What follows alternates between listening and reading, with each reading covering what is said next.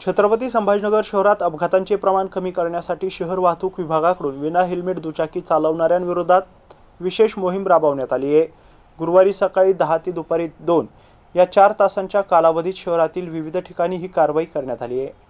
या मोहिमेत 1130 विना हेल्मेट दुचाकीस्वारांवर दंडात्मक कारवाई करण्यात आली असून त्यांच्याकडून एकूण 11,30,000 रुपयांचा दंड आकारण्यात आला आहे। हेल्मेट न वापरल्यामुळे अपघाताच्या वेळी डोक्याला गंभीर दुखापत होण्यासह जीवितहानीच्या घटना घडत असल्याने वाहतूक विभागाने ही मोहीम तीव्र केली आहे। पोलीस आयुक्त प्रवीण पवार यांच्या मार्गदर्शनाखाली तसेच पोलीस उपायुक्त शर्मिष्ठा घारगे वालवलकर आणि सहाय्यक पोलीस आयुक्त सुभाष भुजंग यांच्या मार्गदर्शनाखाली ही कारवाई करण्यात आली आहे।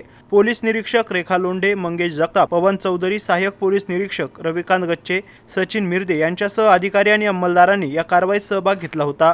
हेल्मेट केवळ दंडापासून वाचण्यासाठी नव्हे तर स्वतःच्या जीविताच्या सुरक्षेसाठी वापरावे असे आवाहन यावेळी वाहतूक विभागाच्या वतीने करण्यात आले। यापुढे विना हेल्मेट दुचाकी चालवणाऱ्यांविरोधातील कारवाई अधिक तीव्र करण्यात येणार असल्याचंही यावेळी पोलिसांनी स्पष्ट केलंय।